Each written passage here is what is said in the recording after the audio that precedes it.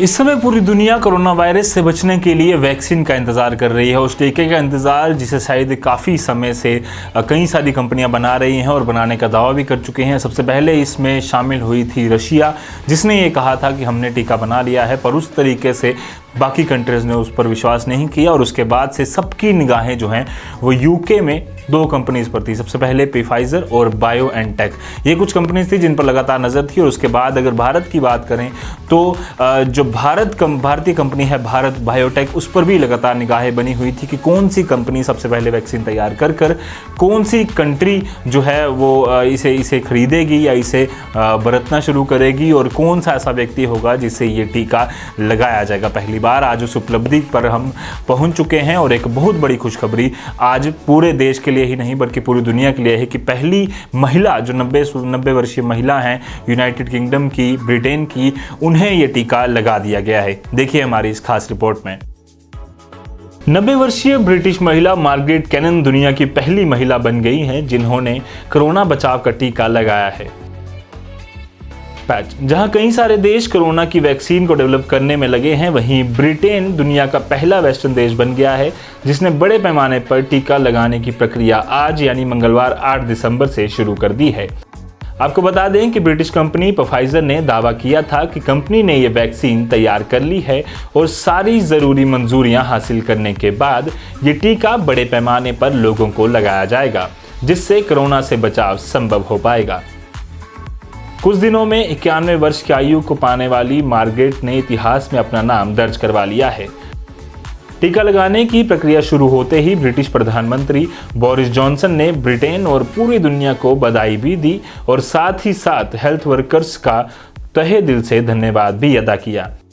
वहीं health workers आज के दिन को वी डे बता रहे हैं।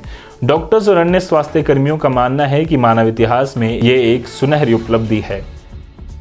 जहां एक तरफ यूके में ये बड़ी उपलब्धि हमने हासिल कर ली है पूरी दुनिया ने, वहीं भारत की अगर बात करें तो serum institute of India Pfizer के साथ मिलकर पूरी कोशिश कर रहा है कि जल्द से जल्द कोरोना वैक्सीन पूरे भारत में आ जाए और जल्द से जल्द आम जनता में बंटना शुरू हो जाए, उसका टीकाकरण शुरू हो जाए। वहीं दूसरी तरफ जो भारत बायोटेक है वो भी कोवैक्सीन नामक एक वैक्सीन पर काम कर रही है और सब ने ड्रग कंट्रोलर ऑफ इंडिया से एक परमिशन भी मांगी है। जैसे ही वो परमिशन पूरी तरह से क्लियर हो जाएंगी, उम्मीद है कि जल्द से जल्द भारत में भी ये वैक्सीन का जो काम है, वैक्सीन बंटने का जो काम है, टीकाकरण का जो काम है, वो बड़े पैमाने पर शुरू हो जाएगा।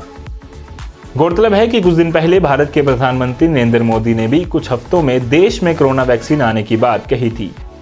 इस समय जहां एक तरफ ब्रिटिश कंपनियां फाइजर और बायोएनटेक यूके को बड़े पैमाने पर कोरोना टीका लगाने के लिए हरी झंडी मिल चुकी है, वहीं भारतीय company serum institute of India ने भी फाइजर के साथ मिलकर भारत में वैक्सीन कैसे बांटी जाए और कब, उस पर सरकार से अनुमति मांगी है। गौरतलब है कि भारतीय कंपनी भारत बायोटेक ने भी कोरोना वैक्सीन बनाने का दावा पेश किया है जिसका नाम कोवैक्सीन रखा गया है। फिलहाल देश भर में केंद्र सरकार ने राज्यों को कोरोना का टीका उनके राज्य में कैसे बांटा जाएगा उस पर नीति बनाने के लिए कहा है। आपको बता दें कि पूरे देश की ही तरह केंद्र शासित प्रदेश जम्मू कश्मीर भी इस काम में पूरी तरह से जुट गया है और उम्मीद है कि आने वाले कुछ हफ्तों में सदी की सबसे बड़ी जानलेवा बीमारी से बचने के लिए बड़े पैमाने पर टीका लगाने का काम जम्मू कश्मीर और देश में शुरू हो जाएगा। कई दिनों से आ रही निराशाजनक खबरों में ये एक बहुत बड़ी खुशखबरी है जिसका पूरी दुनिया को बेसब्री से इंतजार था।